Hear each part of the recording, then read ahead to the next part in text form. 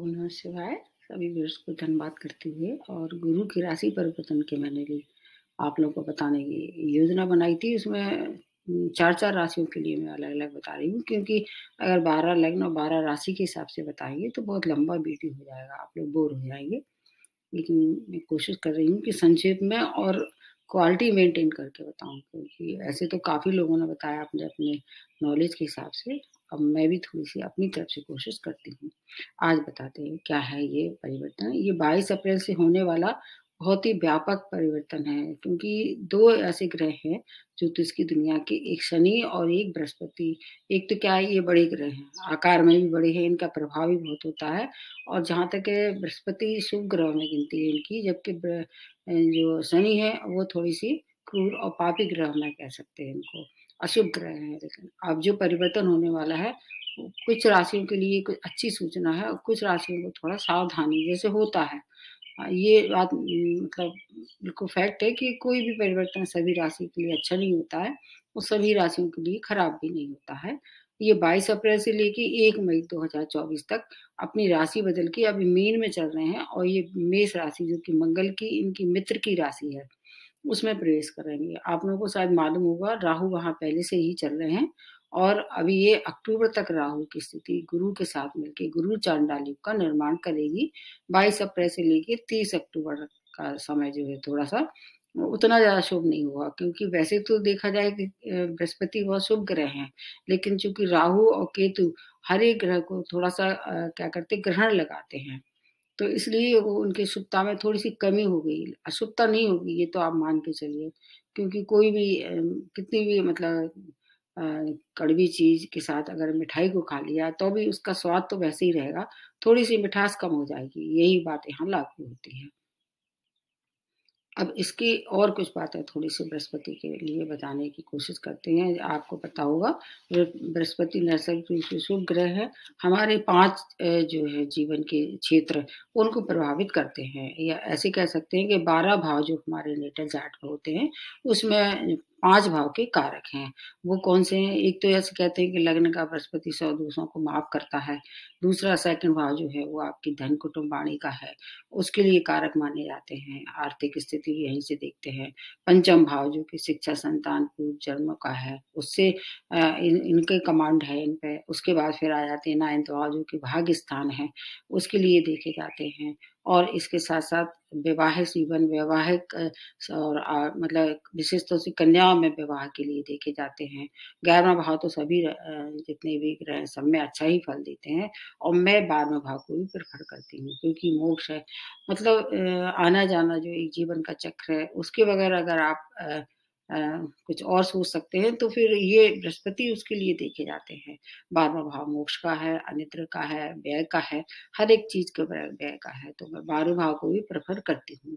हालाँकि कारक नहीं है इनका, लेकिन चूँकि कालपुरुष की कुंडली से इनका ही भाव है, इसलिए इसको 5 भाव को ये क्या कहते हैं, उत्तरदायित्व रखते हैं। अगर ये बृहस्पति अच्छे हैं, तो इन सब चीज़ों में आपको बहुत ज़्यादा कम संघर्षों में बहुत सफलता मिलेगी। नेम-फेम जिसको कह सकते हैं, आर्थिक स्थिति, संतान सुख, वैवाहिक सुख, इन सब चीज़ों के लिए उत्तरदायित्व माने जाते हैं। अगर गोचर में इन भाव में आ रहे हैं तब भी। जबकि मोक्ष भाव के हिसाब से देखें तो 4, 8, 12 भाव में आते हैं, तब ये मोक्ष भाव या अध्यात्म के लिए उन्नति के मार्ग खोल देते हैं। अगर आप स्वयं इच्छुक हैं, इस समय क्या है, एक दृष्टि जो नीच दृष्टि जो शनि की इनके ऊपर भी पड़ेगी। शनि तो अभी लंबे समय 2025 तक, मार्च तक वहीं रहने वाले हैं। लेकिन राहु की वजह से थोड़े-से इनकी जो शुभता है, उसमें कमी आने वाली है। इनको सबको मालूम है कि इनके पास 2 राशियों का सामिप्य प्राप्त है, एक धनु राशि, एक मीन राशि। कर्क राशि में उच्च रहते हैं और मकर राशि में ये नीच रहते हैं। तो अब हर एक राशि वालों के लिए अलग-अलग तरह के निश्चित रूप से ये परिणाम लेके आ रहे हैं। इसमें कुछ बातें और जानने योग्य हैं। बीच में ये मतलब वक्री भी होते रहेंगे, मार्गी वक्री की स्थिति अलग रहेगी, तो कुल मिला के 14 महीने के लगभग ये एक ही राशि में रहने वाले हैं और इसमें अगर आपके नेटल चार्ट में अच्छी स्थिति में शनि और राहु, तो आपको भाग्य बदलने की क्षमता इनमें है। आपने देखा होगा 12 भाव जो है उसमें से इनके पास कौन-कौन से भाव रहते हैं, एक 9th भाव रहता है, एक 12th भाव। इसके बीच में शनि की स्थिति 10वां और 11वां भाव शनि, तो धर्म और कर्म दोनों मिलके जो है भाग बदलने की क्षमता होती है। अगर बृहस्पति और आपके नेटल चार्ट में शनि अच्छी स्थिति में है, जो कि बहुत राशियों में इस समय देखे जा रहे हैं। अब कुछ और बातें इसी से संबंधित थोड़ी-सी बताने की कोशिश करते हैं। अगर नेटल चार्ट में अच्छी स्थिति में नहीं है, तो आपका जीवन बहुत कष्टप्रद रह सकता है। वैवाहिक जीवन अस्त-व्यस्त रह सकता है, संतान सुख की कमी हो सकती है। आप मतलब बहुत परेशान हो सकते हैं। संघर्षों से आपका जीवन पूरी तरह से परिपूर्ण रहने वाला है, अगर नेटल चार्ट में अच्छी स्थिति में नहीं है तो। अपने जहाँ ये बैठते हैं उसके जिस भाव में मतलब ये बैठते हैं, उस भाव को नाश करते हैं, ऐसा माना जाता है। लेकिन इनकी दृष्टियों में अमृत है, जो कि इनके पास 3 दृष्टियाँ हैं, जहाँ से बैठते हैं पंचम भाव, सप्तम भाव और नवम भाव में दृष्टि डालते हैं। इस समय जो दृष्टियाँ हैं, एक तो पड़ेगी जो पहली पंचम दृष्टि वो सूर्य की दृष्टि, मतलब 5 नंबर जहाँ लिखा होगा, जो सप्तम दृष्टि वहाँ पर 7 नंबर लिखा हुआ, जो कि तुला राशि है, और जो नवम दृष्टि है वहाँ उनकी स्वयं की राशि 9 नंबर पे पड़ेगी।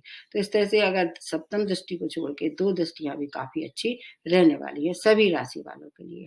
इसमें अभी ऐसा कहा जाता है कि जो राहु केतु है वो बकरी चाल चलते हैं। इसमें कुछ समय ऐसा होगा जैसे कि प्रारंभ का मतलब जून का समय एक प्रथम सप्ताह जो है वो राहु और बृहस्पति बहुत निकट आ जाएँगे। तो ऐसे अप्रैल से के बाद का समय मतलब मई-जून का 1 महीने का समय काफ़ी कष्टप्रद रह सकता है, अगर गोचर में अच्छी स्थिति में नहीं है। उसके बाद जब जैसे ही ये इनकी डिग्री वाइज़ दूर हो जाएँगे, फिर आपको ज़्यादा परेशानी नहीं होगी। इसमें 3 नक्षत्रों से ये विचरण करेंगे। अभी जहाँ चल रहे हैं 21 जून से ये अपना नक्षत्र बदल के अश्विनी नक्षत्र से भरणी नक्षत्र में आ जाएँगे, जो कि शुक्र का नक्षत्र है। शुक्र और बृहस्पति दोनों मित्र नहीं है, इसलिए भरणी नक्षत्र में बहुत अच्छे परिणाम नहीं मिलेंगे। लेकिन इसके बाद का जो 17 अप्रैल का जो समय है 2024 का, बहुत अच्छा रहने वाला है। कृत्तिका नक्षत्र जो कि सूर्य का होगा, और सूर्य और बृहस्पति दोनों परम मित्र हैं। 7 सितंबर या कुछ लोगों के अनुसार 4 सितंबर को ये बकरी होंगे, और उसके बाद ये दिसंबर तक बकरी रहेंगे। 1 जनवरी से 2024 से फिर ये मार्गी हो जाएँगे। तो इसके वीडियो मैं आपको दोबारा बताऊँगी, अभी केवल आप संक्षेप में सुन लीजिए, आपकी राशि के लिए क्या फल लेके आ रहे हैं। गोचर में अगर आपके नेटल चार्ट में अच्छे हैं, आपको ये काम का करना है सभी राशि वालों को, ये लग्न से और राशि से दोनों से देखना चाहिए। फिर एवरेज निकालना चाहिए, अगर दोनों में अच्छा है तो बहुत ही अच्छा है, एक में अच्छा है, एक में थोड़ा-सा कम अच्छा है तो एवरेज है, अगर दोनों में ही खराब है तो फिर आपको थोड़ी ज़्यादा सावधानी की आवश्यकता है। रेमेडी में सबको बीच-बीच में जो राशि का जो होगा उसी के साथ बताऊँगी। इसमें स्थान परिवर्तन जो है वो आपको ये देखना होगा कि आपके अगर स्थान परिवर्तन के लिए कह रहे हैं, सभी राशियों को थोड़ा-सा ध्यान से सुनना चाहिए, क्योंकि ये लंबे समय तक जो रहने वाले ग्रह हैं, वो निश्चित रूप से अगर अच्छी स्थिति में है तो आपको अच्छी जगह पहुँचा सकते हैं। अब अगली जो राशि बनती है उसमें सिंह राशि है, स्वामी राशि आपके सूर्य हैं और इनके परम मित्र हैं। आपके 9th भाव में प्रवेश कर रहे हैं, जो कि बहुत ही अच्छा है। कारक भाव जिसको कह सकते हैं, भाग्य स्थान जिसको कह सकते हैं, कहीं-कहीं इसको पिता का भी स्थान कह सकते हैं, धर्म का भी है, और 2 और भाव के स्वामित्व इनके पास है, एक 5th भाव, एक 8th भाव, जिसमें पंचम भाव भी बहुत अच्छा है। दोनों पंचम के हिसाब से देखें तो बहुत अच्छा है। अष्टम भाव जो है इनका कारक नहीं है, लेकिन चूँकि ऐसा मानते हैं कि अष्टम भाव आपका भले ही इनका कारक नहीं है, लेकिन सूर्य के मित्र हैं, इसलिए आपको ज़्यादा हानि नहीं पहुँचाएँगे। अकारक होने के बाद भी कुछ-कुछ चीज़ों में आपको सुविधा मिलेगी, जैसे कि विदेशी यात्राएँ या गुप्त विद्याएँ हैं या ऑकल्ट साइंस है, या आप रिसर्च से जुड़ी हुई कामों में इन्वॉल्वमेंट है, तो उसमें आपको उपलब्धियाँ दिला सकते हैं। क्योंकि बृहस्पति जो है वो एक ऐसे रिसर्च के कारक है, हायर एजुकेशन के लिए भी, जैसे पीएचडी वगैरह है, एमएस है, उसमें आपको अच्छी पकड़ दिलाते हैं, तो इसलिए अष्टम भाव भी बहुत खराब नहीं है। पंचम भाव शिक्षा संतान का है, और नवम भाव आपका भाग्य स्थान है। तो भाग्य का पूर्ण साथ मिलने वाला है। सिंह राशि वालों की तो किस्मत खुलने वाली है इस समय। आपका ना तो ढैया है, ना ही साढ़े साती है। अगली बार जो होने वाली है आपके ऊपर 25 के बाद से ढैया प्रारंभ होने वाला है। आपको क्या-क्या फ़ायदा कराने वाले हैं। नवम पंचम की दृष्टि से आपका भाग्य की वृद्धि होगी। जीवन साथी और पिता के सुखों में अगर कुछ कमी आ रही थी, तो वो अब कमी समाप्त होने वाली है। जॉब में प्रमोशन, संतान संबंधी सभी समस्याओं का हल लेके आ रहे हैं। खुश होने का समय है ये। उनकी 3 दृष्टियाँ कहाँ पड़ने वाली हैं, आपके प्रथम भाव पे, तीसरे भाव पे और पंचम भाव पे। तो सबसे ज़्यादा एक्टिवेट होगा वो है पंचम भाव, जो कि शिक्षा का है, संतान का है, प्रेम प्रसंग का है, शेयर मार्केट का भी है। तो आपके जीवन को सुधारने के लिए एक अच्छे गुरु की आवश्यकता है। आप अगर सर्च करें या आप उसकी तलाश में थे, तो एक अच्छे गुरु की भी प्राप्ति इस समय हो सकती है, जिसकी गाइडेंस में मतलब आपको बहुत सी जो समस्या है उनका हल मिलेगा। गुरु कृपा के आप पात्र होने वाले हैं। जीवन के अनेक समस्याओं का सुधार आप किससे करेंगे? अपनी बुद्धिमानी से, सूझबूझ से। आपको बस थोड़ा-सा क्रोध छोड़ना पड़ेगा, क्योंकि जो सिंह राशि वाले हैं वो आवेश में आके, क्रोध में आके बहुत ज़्यादा दूसरे पे क्या है अपनी बात थोपते हैं। इसलिए उससे आपका बचाव हो। अगर आप स्वयं कर पाएँ तो आपके लिए ये समय अत्यंत सुखद और सुभद रहने वाला है। आत्मबल में वृद्धि होगी, हर एक समस्याओं का समाधान होगा। दुर्घटना से थोड़ा-सा हमको बचाव करना पड़ेगा। अष्टम भाव क्या है? अचानक दुर्घटना का है, अचानक हानि का है। तो अगर ड्राइविंग करते हैं तो वहाँ थोड़ी-सी सावधानी रखें। धार्मिक यात्राएँ हो सकती हैं, वो आपके लिए कैसी होंगी? प्रसन्नता भरा माहौल रहने वाला है। संतान से आपको मनमुटाव, स्वयं बचाव करना है, क्योंकि पंचम भाव बहुत ज़्यादा एक्टिवेट हो रहा है, तो हो सकता है वहाँ क्योंकि सूर्य की राशि है तो आपको उग्रता आपके लिए हानिकारक हो सकती है। संतान से मनमुटाव ना करें, उनसे प्रेम भय व्यवहार रखें। संतान की प्राप्ति के इच्छुक लोगों को संतान की प्राप्ति होगी। संतान की अगर कोई समस्या है या उनकी उन्नति रुकी हुई थी, जैसे विवाह नहीं हो रहा था या किसी भी तरह से परेशानी में थी संतान, तो वो समस्या का हल नहीं निकालने वाले हैं। धन की प्राप्ति से आपका स्टेटस जो है उसमें चेंज होने वाला है। हर तरह की जो है वो मानसिक तनाव आपका दूर करने के लिए आ रहे हैं। शेयर मार्केट का शौक रखने वालों को वहाँ से भी अच्छी धन की प्राप्ति होगी। जॉब में है तो स्थान परिवर्तन के लिए कोशिश कर रहे थे, तो स्थान परिवर्तन भी इस समय संभव हो सकता है। गवर्नमेंट हो चाहे प्राइवेट जॉब, उससे आपको कुछ अच्छी सूचनाएँ मिलने वाली हैं। जॉबलेस थे तो जॉब की अगर कोशिश करते हैं तो जॉब की भी प्राप्ति होने वाली है। स्टूडेंट के लिए, हायर एजुकेशन के लिए आप कोशिश कर रहे थे, अब तक आप सफल नहीं हो रहे थे, तो ये जा सकते हैं। ऐश्वर्य भरा समय आपके लिए है। प्रेम में है तो प्रेम विवाह मतलब हो सकता है, प्रेम को मतलब विवाह में परिणत करने का समय है। व्यापार में अपने पराक्रम के दम पे, क्योंकि तीसरा भाव एक्टिवेट हो जाएगा, पराक्रम इतना ज़्यादा करेंगे आपके व्यापार में। अगर कहीं कोई हानि हो रही थी या उसमें घाटा हो रहा था, तो उसमें अब लाभ होने वाला है। अत्यंत शुभ शुभ समय है आपके लिए। स्वयं की हेल्थ और अपने पिता की हेल्थ, उसके ज़रूर आपको ध्यान रखना है। संतान से मनमुटाव ना करें, ईगो बिल्कुल भी ना करें, क्योंकि आप करते हैं। आपके बस में नहीं है वो, क्योंकि सिंह राशि और सिंह लग्न वाले दोनों ही ईगो से मतलब अपने बहुत से काम बिगाड़ सकते हैं। आपके लिए आलस भी नहीं करना है, और अगर कोई क्रोनिक डिसीज़ से पहले से परेशान है, तो उसके लिए आपको मतलब इग्नोर नहीं करना है, उसका ध्यान रखना है। मोटापा जैसे रोगों से पहले से ही अगर आप ग्रसित हैं, तो उस पे खाने-पीने का अगर आप कंट्रोल करते हैं, तो उससे आपका कंट्रोल में रहेगा और फिर इसके उपचार भी मिल सकते हैं। आपको अपनी स्वयं की और अपने पिता की हेल्थ का विशेष ध्यान रखना है। ड्राइविंग करते समय सावधानी रखेंगे तो दुर्घटना से बचे रहेंगे। कुल मिला के है, आपको बहुत अच्छे नंबर मिलने वाले हैं। सिंह राशि वालों को बस क्रोध ना करें, खाने-पीने का ध्यान रखें और ईगो ना करें, तो आपके लिए समय अच्छा है। फिर भी कोई परेशानी है, आपको क्या करना है, केसर का तिलक लगाएँ और मतलब विष्णु सहस्त्र नाम का पाठ करें, सूर्य को अर्घ्य दें। ये सब चीज़ें आपके लिए जीवन भर के लिए हैं, क्योंकि सिंह राशि के स्वामी राशि सूर्य हैं, उनको अर्घ देंगे, उनको प्रबल करेंगे, तो आपकी बहुत सी समस्याएँ स्वतः ही हल हो सकती हैं। नेक्स्ट जो बनती है वो है कन्या राशि। आपके स्वामी राशि बुध है, अष्टम भाव में प्रवेश कर रहे हैं और इधर आपके दूसरे कौन-से भाव के मालिक हैं, ये देखो 2 भाव को और ज़्यादा एक्टिवेट करेंगे, चौथा और सप्तम भाव। इसमें क्या है, पंचम भाव मतलब अष्टम भाव जो है वो ये आपका कारक नहीं मानते हैं किसी भी शुभ ग्रह के लिए, जबकि जो क्रूर और पापी ग्रह हैं वहाँ फिर भी अच्छे फल देते हैं। एक चौथा और सप्तम भाव दोनों ये केंद्र भाव हैं, इसलिए बुद्धि से संबंध भी इनके सब संबंध हैं। 2 केंद्र भाव का अगर देखा जाए तो केंद्र अधिपति दोष भी इसमें दिखाई दे रहा है। परंतु आपके लिए कुछ चीज़ों के लिए अच्छा है। ये क्या है, अध्यात्म के भाव हैं, तो अध्यात्म में आपकी रुचि बढ़ेगी। अचानक आपको लगेगा ये सब दुनिया मतलब बेकार है, माया है। आपका अध्यात्म की तरफ रुझान होगा। हो सकता है अगर आप पहले से मेडिटेशन करते हो या आहिस्ते से आपका स्पिरिचुअल बेंट ऑफ माइंड हो, तो उसमें आपको अच्छी सूचना दिखाई दे रही है। कोई हो सकता है अध्यात्म गुरु मिले, आध्यात्मिक यात्राएँ इस समय आप कर सकते हैं। आपके लिए वो अच्छी रहने वाली हैं और अचानक शुभ समाचारों की प्राप्ति होगी। दुर्घटनाओं से थोड़ा-सा बचाव आपको भी करना होगा। अगर आपके नेटल चार्ट में बृहस्पति उच्च राशि में है, जो कि कर्क राशि है, इसमें क्या है चौथा भाव एक्टिवेट हो रहा है और कालपुरुष की कुंडली से चौथा भाव इनका स्वयं का भाव होता है, वहाँ पे चंद्रमा होता है, तो इसलिए आपको ज़्यादा हानि नहीं होगी। एक दृष्टि जो है इनकी चौथे भाव जो पड़ेगी चौथे भाव पे, उससे आपकी पैतृक संपत्ति के मामला अगर कहीं अटके हुए थे, उसका निवारण होगा। रिसर्च से जुड़ी हुई लोगों के लिए विशेष उपलब्धियों भरा समय है। कोर्ट केस में अगर आप फँसे हुए थे तो निर्णय आपके पक्ष में होने वाला है। आपको हिडन इनकम जो आपने पहले से कभी प्रयास किए थे और वो इनकम आपकी कहीं रुके हुआ था पैसा, हिडन इनकम आती हुई दिखाई दे रही है। करियर में अगर प्रमोशन का ड्यू था तो प्रमोशन भी हो सकता है। जीवन साथी के लिए समय बहुत अच्छा है क्योंकि सप्तम भाव एक्टिवेट होने वाला है, उनकी उन्नति हो सकती है और अगर वो जॉबलेस थे तो उनको जॉब की भी प्राप्ति हो सकती है। 3 दृष्टियों का भी आपको बहुत लाभ होने वाला है। एक दृष्टि सेकंड पे पड़ेगी, एक आपके 12th पे और एक आपके लग्न पे पड़ने वाली है।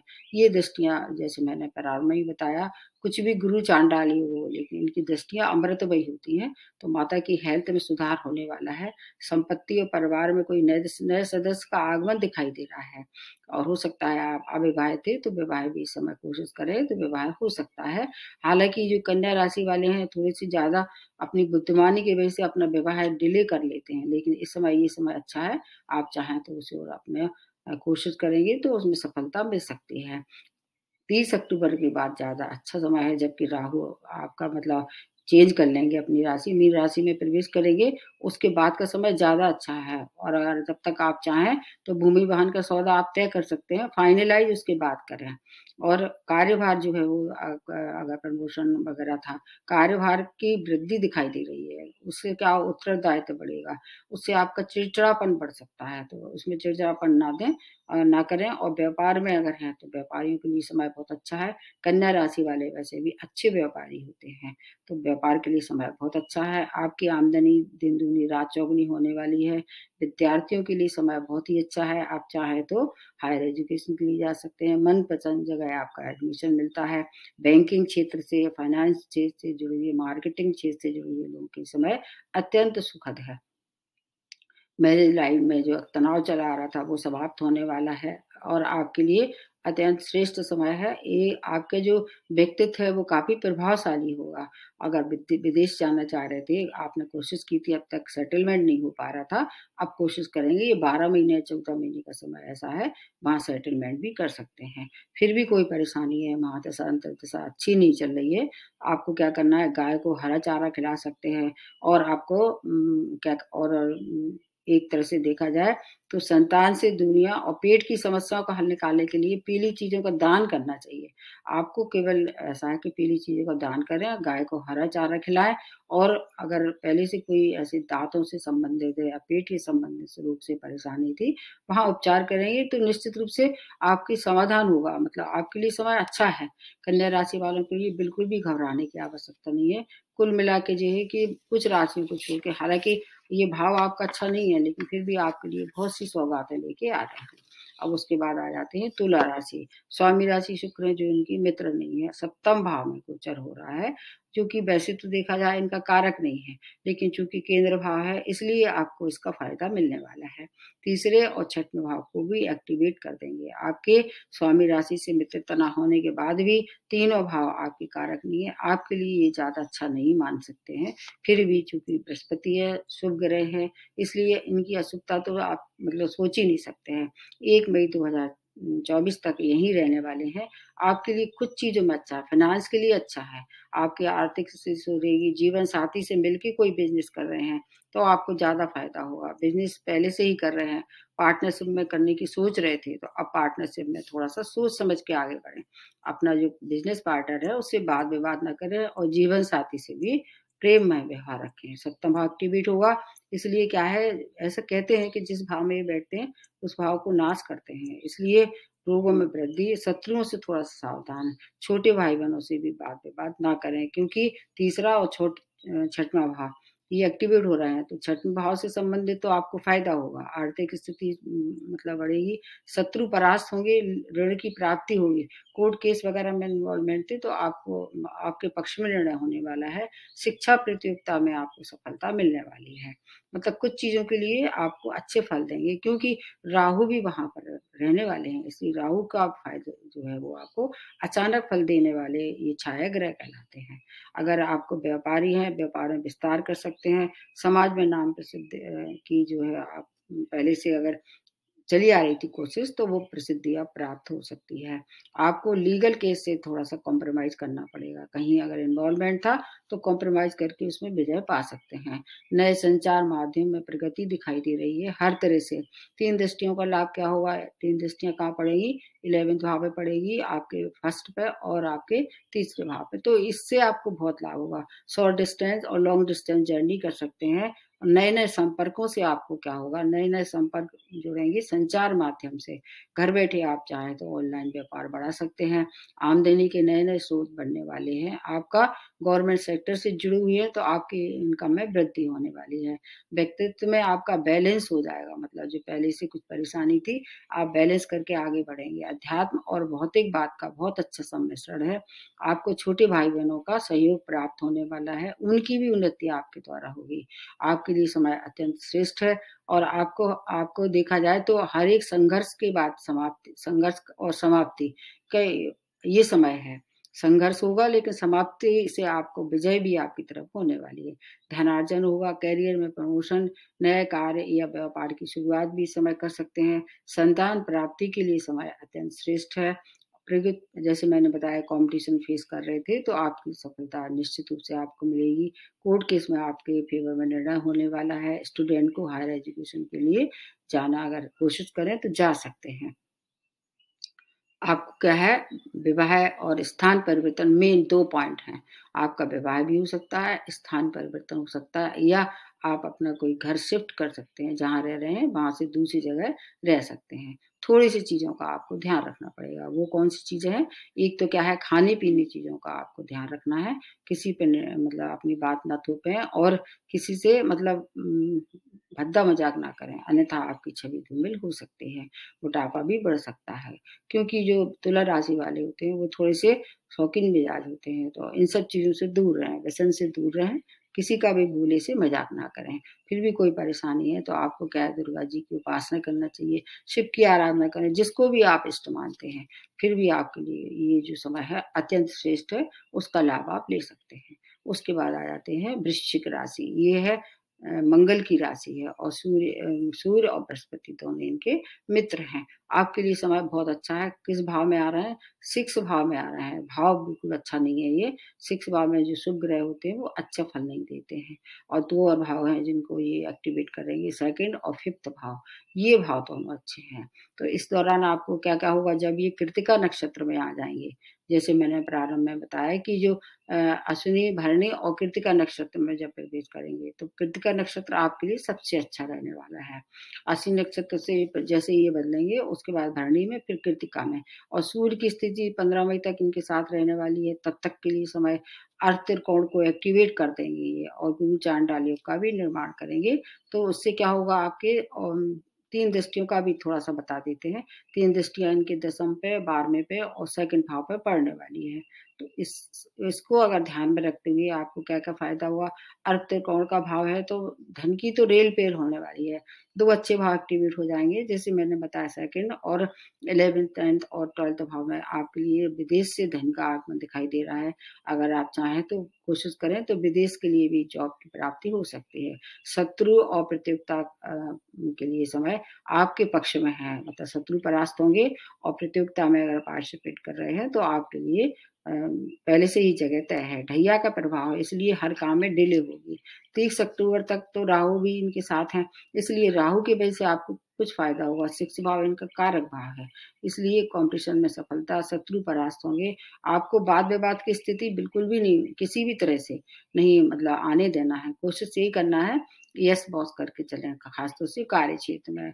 और कार्य क्षेत्र में बदलाव की स्थिति आ रही है तो सोच समझ के बदलाव लें, अन्यथा जहाँ लगे हैं, वहीं लगे रहें। संतान की ओर से सुखद समाचारों की प्राप्ति हुई। व्यापार है तो व्यापार में वृद्धि के अच्छे संकेत दिखाई दे रहे हैं।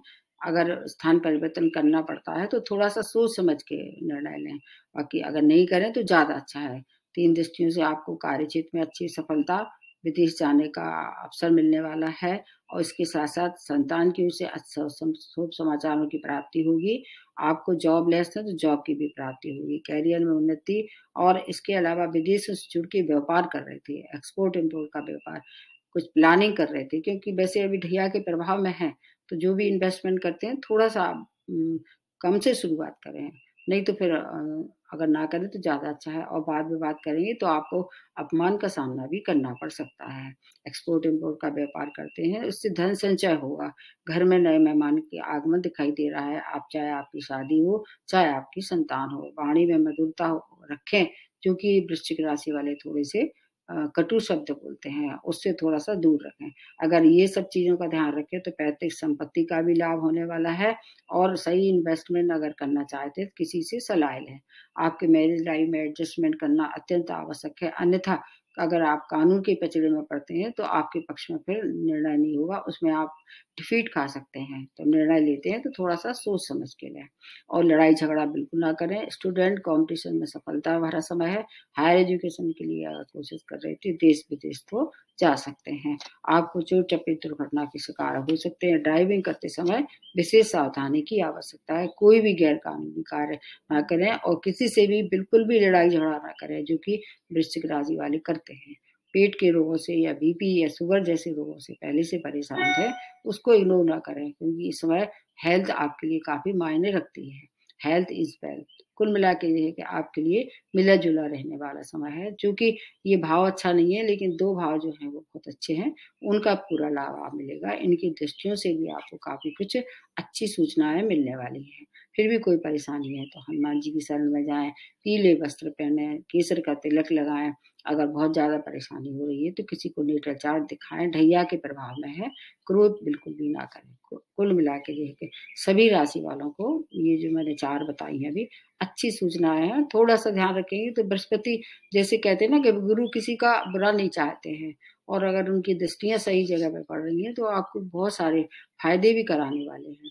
और फिर भी आपको ये बात तो हमेशा ध्यान रखनी चाहिए, किसी भी बुजुर्ग का अपमान ना करें और अगर हो सके तो अपनी तरफ से जितना हो सके कोशिश करें। ढैया वाले और साढ़े साती वाले शनि का दान करते रहें। हर शनिवार को जाके पीपल के वृक्ष में जड़ जो उसमें पानी डालें। ये तो बहुत छोटी-छोटी सी बात है। अगर ये सब बातों का ध्यान रखते हैं तो आपका जो है वो लगभग 12 से 14 महीने का समय सभी राशि वालों के लिए अच्छी सूचना लेके आ रहे हैं। घबराने की तो बिल्कुल ही आवश्यकता नहीं है। धर्म और कर्म से जुड़ के रहें। ईश्वर आपका जो आने वाला समय सुखद रहे, सफल रहे और स्वस्थ रहे।